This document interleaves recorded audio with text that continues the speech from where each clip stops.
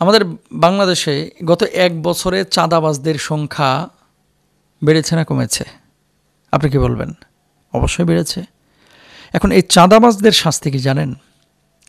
ইসলামী শরিয়ায় যারা এই চাঁদাবাজি করে তারা কয় ধরনের পাপ করছে? একটা হচ্ছে হক্কলিবাদ, আরেকজনের হক জোর করে নিয়ে আসছে।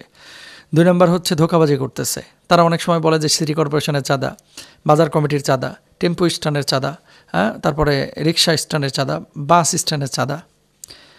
ধোঁকাবাজি করতেছে, মিথ্যে কথা বলতেছে।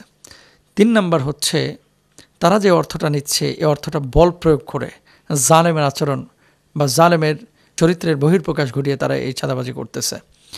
এই পাপগুলো যারা করে এবং ফ্যাসাদ তৈরি করতেছে সমাজের মধ্যে, এদের শাস্তি কি? মূলত 4 ধরনের শাস্তি ইসলামে দেওয়া আছে।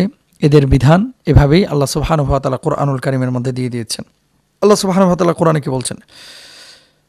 সূরা আল মাইদার মধ্যে, ইন্নামা জাযাউল্লাযীনা ইউহারিবুনাল্লাহ, যারা আল্লাহর বিরুদ্ধে এবং তার রাসূলের বিরুদ্ধে সংগ্রাম করে আর ভূপৃষ্ঠে অশান্তি তৈরি করে, ওয়ায়াসআউনা ফিল আরদি ফাসাদা। সমস্ত ইসলামিক স্কলাররা একমত এই চাঁদাবাজি, বাজারে ত্রাস নৈরাজ্য সৃষ্টি করা, এগুলো হচ্ছে ফ্যাসাদ। ওয়ায়াসআউনা ফিল আরদি ফাসাদা, যারা জমিনের মধ্যে ফ্যাসাদ তৈরি করে। আইয়াকাত্তালু আও ইয়াসাল্লাবু আও তুকাত্তা আইদিহিম ওয়া আরজুলুহুম মিন খিলাফিন আও ইউনফাউ মিনাল আরদ। তাদেরকে আদালত হত্যা করবে, তাদেরকে শুলে চড়ানো হবে, মানে যারা বিচার কার্য পরিচালনা করে তারা এগুলো করবে। অথবা একদিকের হাত, ধরেন ডান হাত বাম পা, বাম হাত ডান পা ক্রস করে তাদের কেটে দেওয়া শাস্তি দেওয়া হয়েছে। অথবা তাদেরকে দেশ থেকে নির্বাসিত করা হবে।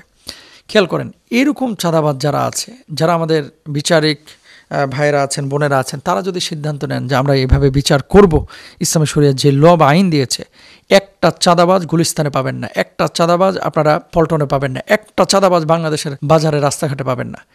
16টা বছর মাঠের ভিতরে ঘাটের ভিতরে ঘুমিয়েছিল, 16টা বছর পরে এখন সুযোগ এসেছে, এই পরিমাণ মানুষ চাঁদাবাজি করতেছে। এখন চাঁদাকে আপনি হাদিয়া বলেন, চাঁদাকে আপনি মুনাফা বলেন, চাঁদাকে আপনি বকশিশ বলেন, ওই টাকাটা যেটা আপনি আরেকজনের থেকে নিচ্ছেন, সে দিতে যাচ্ছে না, তার অপছন্দ সত্ত্বেও জোর করে আপনি নিচ্ছেন অসন্তুষ্টি সত্ত্বে, অবশ্যই সেটাকে হাদিয়া বললেও চাঁদা, এটা চাঁদাবাজি। এখন বলতেছে যে 15 আগস্ট আসতেছে, আমরা ওনার জন্য সিন্নি পাকাবো, টাকা দেন। এখন আপনি টাকা দিয়ে দিলেন, মনে আপনার চাচ্ছিল না দিতে, জোর করে আপনি দিলেন। এখন যদি বলে বকশিশ দেন, হাদিয়া দেন, টার্ম চেঞ্জ হতে পারে কিন্তু শরিয়ার বিধিবিধান চেঞ্জ হবে না। এভাবে জোর করে টাকা নেওয়া কোনোভাবে জায়েজ নাই।